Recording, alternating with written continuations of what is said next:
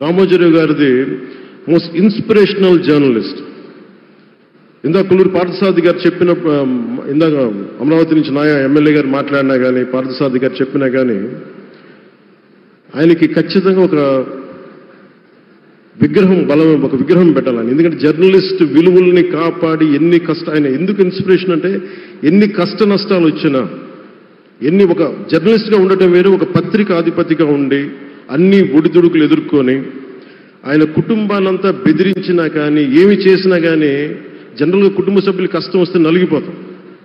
కానీ అది కూడా దాటుకొని నేను నా జర్నలిస్ట్ వాల్యూస్ నేను కాంప్రమైజ్ అవ్వను, ఏదైతే జరగనని చెప్పి ఆయన కూర్చోబెట్టి at the cost of his family members also he vent ahead and uphold the journalistic values. వారికి దానికి చాలా చాలా సాహసంగా, నాకు చాలా ఆనందం వేసింది. ఆయన ఆఖర్లో ఎలక్షన్ రిజల్ట్స్ వస్తాయి, ఎప్పుడు వస్తాయి, వీటన్నిటి అనుకున్న టైంలో నేను ఒకటి అనుకున్నాను, ఆయన ఆరోగ్యం క్షీణిస్తూ ఉంది, బాగుండు, ఆయన ఈ విజయ వార్త వింటారా లేదా అనేది నేను ఒకటి ఆలోచిస్తూ ఉన్నాను.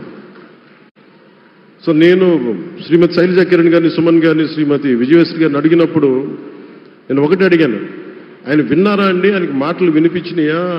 అందరూ చెప్తారు ఆయనకి వినిపించట్లేదంటే, లేదు, చాలా ఒక 24 గంటలు ఆ విజయాన్ని దశాబ్దం పాటు నలిగారు, దశాబ్దన్నర పాటు నలిగి ఆయన్ని నలిగిన తర్వాత ఆయన అలాంటి వ్యక్తి విజయ వార్త వినకపోతే అక్షోభిస్తుందేమో ఆత్మని అనిపించేది. కానీ విజయ వార్త వినే ఆయన పరమదించారు.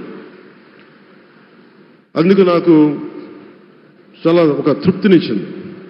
అలాంటి మహానుభావులకి నా నివాళులు అర్పిస్తూ, ఆయన నుంచి ఎవరైనా నేర్చుకోవాల్సింది, ప్రజాస్వామ్యాన్ని పరిరక్షించడానికి ఎవరి స్థాయిల్లో, ఒక పత్రికాధిపతిగా కావచ్చు, ఎవరు ఏ స్థాయిలో ఉన్నా దాన్ని మనం కాపాడాల్సిన అవసరం ఉంది. అలాగే ఆయన జర్నలిస్టిక్ వారసత్వ ప్రవాహం అంటే, ఉదాహరణకి ఈనాడు, ఈటీవీ తాలూకు ప్రజెంటేషన్ ఆఫ్ న్యూస్ చాలా న్యూట్రల్గా, అన్బయాస్డ్గా ఉండదు. ఏదైనా విషయం చెప్పేటప్పుడు నా గురించి ఎంత రాస్తారో, నన్ను తిట్టాలనుకున్నప్పుడు అంతే తిడతారు. అంటే నువ్వు చేసే పనిని బట్టే గుర్తిస్తారు తప్ప, నాకు తెలుసు కదా అని చెప్పి మళ్ళీ దానికి ఫేవరెటిజం ఉండదు.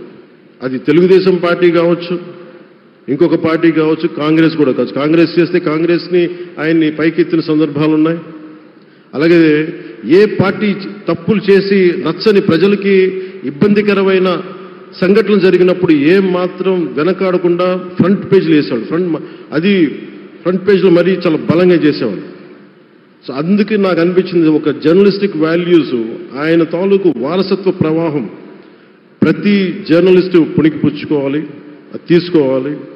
ఒక నది ఒక ప్రవాహం వెళ్తున్నప్పుడు మన స్థాయి, అది నువ్వు ఒక చిన్న బకెట్తో తీసుకుంటావు, చెంబుతో తీసుకుంటావు, ప్రవాహంలో నీళ్లు ఉన్నట్టుగా రామోజీరావు గారి జర్నలిస్టిక్ వారసత్వ ప్రవాహాన్ని మనం ఎంత తీసుకుంటాం అనేది మన స్థాయిని బట్టి ఉంటుంది. అది ఒక మోటార్ వేసి ఒక ట్యూబ్ మనకి పైప్లో తోడుకునేలాగా ఉండొచ్చు, లేదంటే నా స్థాయి ఇంతే అంటే కూర్చోబెట్టి ఒక చెంబుతో తోడుకోవచ్చు.